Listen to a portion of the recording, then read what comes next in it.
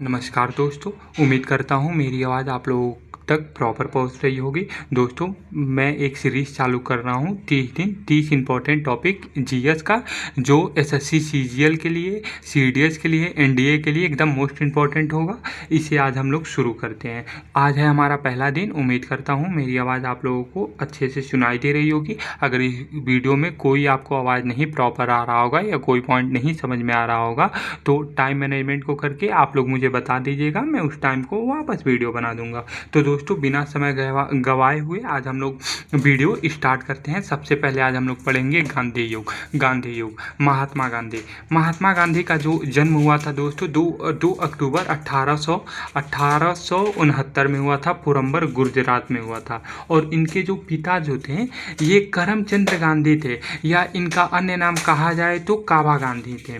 और इनकी जो माता थी, ये जो गांधी जी की माता थी, इनका नाम था पुतली बाई। और ये जो मतलब काबा गांधी के ये चौथी वाइफ थी।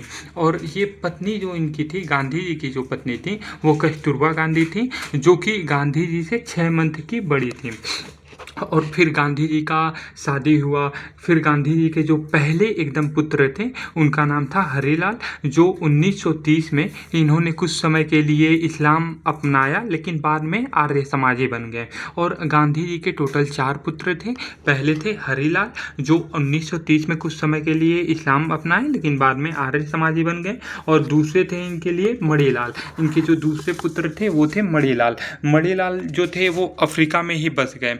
और तीसरे थे रामदास, जो गांधी जी का मुख्य धुनी थे, यानी कि जो पूरा मतलब क्या बोलते हैं, जैसे कि आप बोल सकते हैं कि पूरा उनके साथ रहना, गांधी जी क्या कर रहे हैं, इनका लास्ट तक ने रामदास ने ही किया था। और फिर चौथे थे देवदास, जो कि संस्थापक थे, यानी कि कह सकते हैं आप इंग्लिश में फाउंडर थे।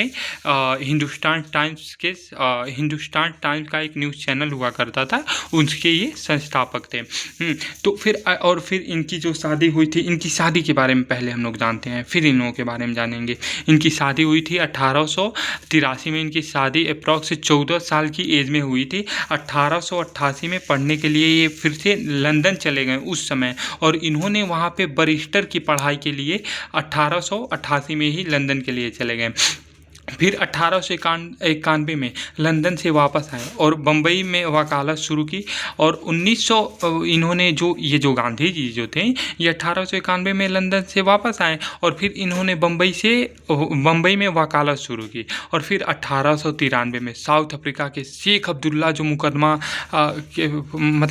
लड़ने के लिए उनको, मतलब सोचिए आप लोग कि साउथ अफ्रीका के जो शेख अब्दुल्ला नाम के एक मुकदमा का लड़ने के लिए ये चले गए। उनको मतलब गांधी जी के शेख अब्दुल्ला ने कहा कि आप आइए, यहाँ पे आपका स्वागत है, मेरा केस लड़ना है आपको। तो गांधी जी 1893 में मुकदमा लड़ने के लिए चले गए। इन्होंने प्रथम आंदोलन किया जो असफल रहे।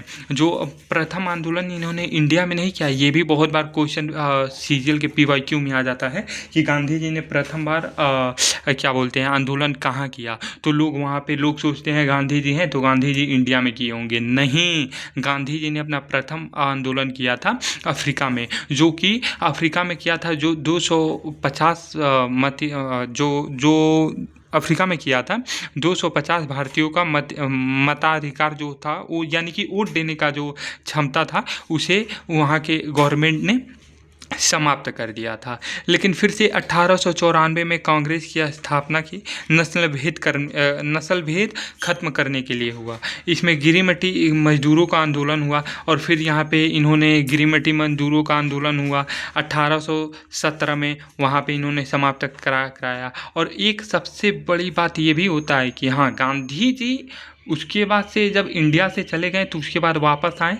1891 में तो आए थे, लेकिन फिर से वहाँ पे वापस इनको जाना पड़ा मुंबई से। लेकिन उसके बाद गांधी जी जो थे 1901 में गांधी जी दोबारा भारत आए। अब कहानी में आएगी ट्विस्ट, अब यहाँ से क्लास इंटरेस्टिंग हो गया। 1902 में ये वापस साउथ अफ्रीका चले गए। कारण जो था, इसका नटला इलाके में रहने वाले, जो एक नटाल नाम का एक एरिया था, जहाँ के इस इलाके में रहने वाले भारतीयों को एसिटिक विभाग से परमिशन लेना होगा। वहाँ की जो गवर्नमेंट थी वो एसिटिक विभाग वहाँ पे था, वहाँ से परमिशन लेने के लिए रहना होगा, तब जाके आपका वहाँ पे आपको मिलेगा पर रहने के लिए वहाँ पे साउथ अफ्रीका में बसने के लिए मिलेगा, आपको परमिशन लेना होगा। फिर 1907 में एथलेटिक पंजीकरण विधेयक पास हुआ। फिर 1907 था वो वहाँ पे एथिलिक पंजीकरण पास हुआ। फिर 1908 में गांधी इसके विरोध में गिरफ्तार भी हो गए, लेकिन जो गांधी जी ने इसका विरोध किया एथिलिटिक पंजीकरण का, लेकिन बाद में गांधी जी इसके विरोध में इनको गिरफ्तार कर दिया गया। बाद में ये ब्रिटेन गए वापस 1910 में जहाज़ में वापस ब्रिटेन गए। फिर वापस 1910 में जहाज़ में हिंद स्वराज नाम की पुस्तक लिखी। दोस्तों ये बहुत ज़्यादा इम्पोर्टेंट लाइन है कि गांधी जी ने किस सन में हिंद स्वराज नाम की पुस्तक लिखी। तो इसका आंसर हो गया 1910 में हिंद स्वराज नाम की पुस्तक लिखी और इसको इंडिया का